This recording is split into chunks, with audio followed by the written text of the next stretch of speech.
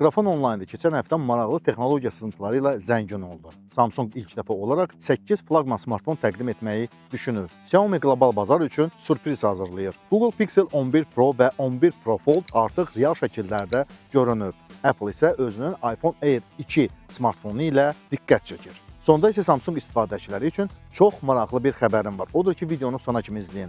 Hər birinizə xoş izləmələr, yeyib içməyin yanınızda nə isə varsa, mən başladım.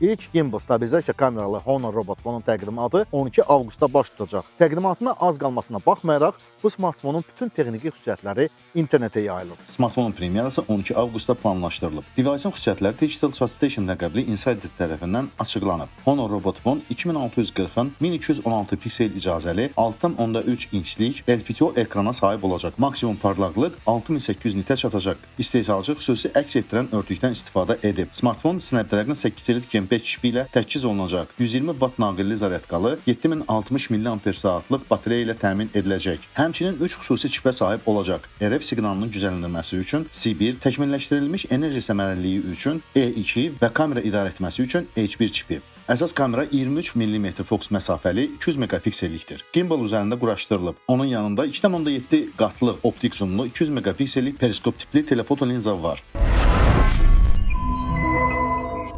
Apple özünün ən nazik smartfonu olan iPhone Air-in ikinci nəslini təqdim etməyə hazırlaşır. Təqdimata 6-7 ay qalmasına baxmayaraq, bu maraqlı smartfonun bütün texniki xüsusiyyətləri internetdədir. Insider Jeff Bu smartfon haqqında məlumat paylaşdı. iPhone Air 2, iPhone 18 Pro və iPhone 18 Pro Max-da istifadə ediləcək ən yüksək səviyyəli 2 nanometrlik A20 Pro çipi ilə təchiz ediləcək. Prosesorun artan enerji səmərəliliyi bateriyanın ömrünün daha uzun olmasına səbəb olacaq. RAM 12 GB olacaq. Display 6.5 inçlik olacaq. Dynamic Island daha kiçik olacaq. Həmçinin bir deyil, 2 arxa kamera sensoru olduğu barədə şayiələr var. Bu 48 megapiksellik əsas sensor və panoramik çəkilişlər üçün 48 megapiksellik geniş bucaqlı obyektiv deməkdir. Selfie kamerası 18 megapiksellik olacaq. Şəbəkə bağlantıları N2 modulu və C2 modemi tərəfindən təmin ediləcək. 5G, Wi-Fi 7, Bluetooth 6 və Thread üçün dəstək vəd edilir.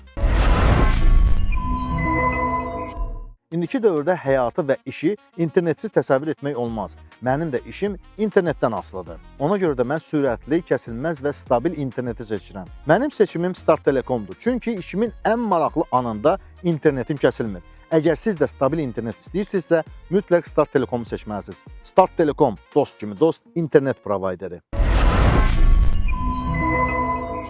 12 avqust tarixində daha bir təqdimat gözlənilir. Bu da əlbəttə ki, Google-un smartfon təqdimatıdır. Siz mənə deyin, sizdən kimsə Google-un Pixel smartfonlarını istifadə edir, yoxsa yox? Mən bilmək istəyirəm ki, Azərbaycanda Google Pixel smartfonları satılır, yoxsa yox? Bu barədə öz fikirlərinizi kommentlərdə yazın. Parlaq işıqlandırma Pixel flaqmanlarının əsas xüsusiyyətlərindən biri olacaq. Google rəsmi açıqlamasından əvvəl Pixel 11 seriyası üçün gözləntiləri artırmaqda davam edir. Şirkət Pixel 11 Pro-nun kamera modullarının inteqrasiya olunmuş Pixel Glow işıqlandırmasını ilk dəfə ətraflı şəkildə göstərən yeni bir teaser videosunu yayımladı. Videoda Pixel 11 Pro Google istifadəçiləri üçün növbəti aşkar addım adlandırılır. Şirkət Gmail, Google Map, Google Search, Google Kalendar, Google Docs və Google Gemini daxil olmaqla ekosistemini vurğulayır və Google xidmətləri ilə daha sıx inteqrasiyaya işarə edir. Google həmçinin 12 avqustda yalnız Pixel 11 seriyasının satışa çıxarılma tarixi deyil, həm də əvvəlcədən sifarişin açıqlaması olacağını təsdiqlədi. Bundan başqa, bu tarixdən əvvəl Google-un bültenlərinə abunə olan istifadəçilər təfərrüatı hələ açıqlanmayan xüsusi təklif alacaqlar. Pixel 11 seriyasının bir sıra dəyişikliklər alacağı barədə şayiələr var. Məlumata görə Google başlanğıc yaddaş tutumunu artıraraq baza 128 versiyadan imtina edə bilər. CMC-nin 2 nanometr tek prosesoru ilə istehsal olunan yeni Tensor G6 çipinin də olacağı gözlənilir ki, bu da daha yüksək performans və təkmilləşdirilmiş enerji səmərəliliyini təmin etməlidir. Insider'in hesabatlarında həmçinin Pro modellərinin yenilənmiş əsas və telefoto kameraları da təklif olunur. Bu arada ön kamera sadələşdirilə bilər. Pixel 10 Pro-da olan 42 megapiksellik sensor əvəzinə smartfonun 13 megapiksellik modul alacağı bildirilib. Google Pixel 11 seriyası haqqında tam məlumatlar 12 avqustda şirkətin yeni smartfonları rəsmi olaraq təqdim etdikdən sonra açıqlanacaq.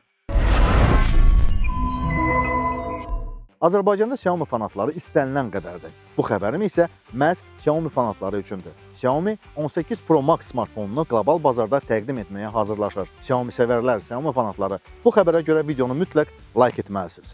Yeni modelin dizaynı Xiaomi 17 Pro Max-ı xatırladır. Bu yaxınlarda M261DB model nömrəli Xiaomi 18 Pro Çin versiyası və qlobal variantı 261-22PN61G sertifikatlaşdırma orqanlarının məlumat bazasında peyda olub. İndi isə 269BPN61G modeli nömrəli Xiaomi 18 Pro Max AIB-də tapılıb. Standart Xiaomi 18-də 2611 FPN-FAG identifikatoru altında qeyd olunub. Əvvəlki nəsil kimi Xiaomi 18 Pro Max-ın da arxa tərəfində əsas kamera sensorunun yanında yerləşmiş əlavə ekran olacaq. Yeni funksiyalar da olacağı gözlənilir. Xiaomi 18 seriyası Çində sentyabr ayında təqdim olunacaq. Qlobal satış tarixi isə hələ açıqlanmayıb.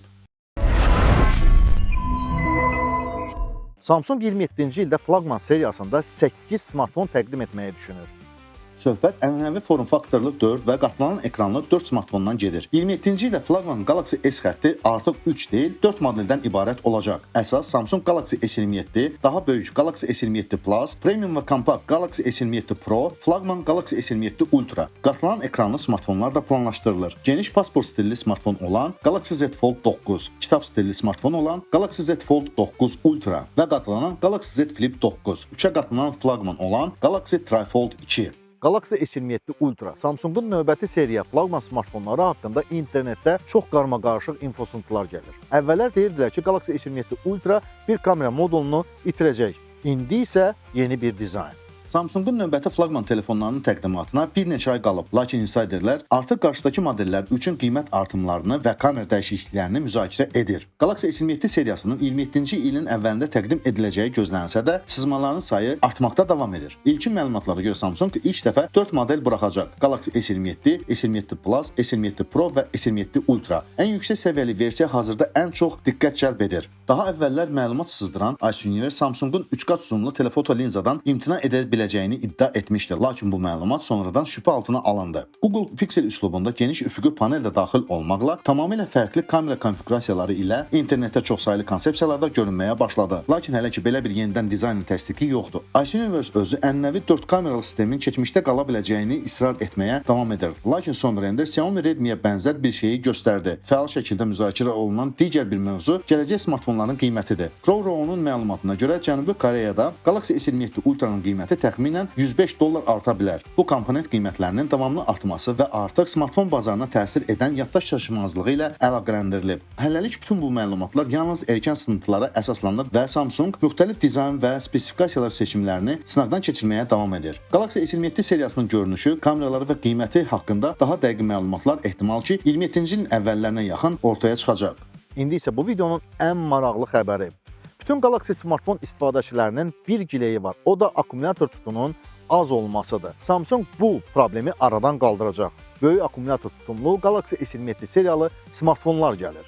27-ci ildə Samsung smartfonları nəhayət ki 5000 mAh-dan daha çox tutumlu batareyalar əldə edə biləcəklər. Çox güman ki, iPhone 18 Pro ilə rəqabət aparacaq kompakt Galaxy S27 Pro 5200 mAh-lıq batareyaya sahib olacaq. Bu arada flaqman Galaxy S27 Ultra 5700 mAh-lıq batareyaya sahib olacaq. Bu məlumatlara və təkmilləşdirilmiş enerji səmərəliliyinə malik yeni Snapdragon çiplərindən istifadəsinə əsasən növbəti Galaxy cihazlarının batareya ömrü əla olacaq və smartfonların nəhayət 5000 mAh həddini aşacağı qənaətinə gəlmək olar. Galaxy S27 və S27 Plus-ı işlədəcək batareyalar dəyişdirilməyib. Amma yenə də Samsung Çin istehsalçılarının təqdim etdiyi akkumulyator tutumuna gəlib çata bilmir.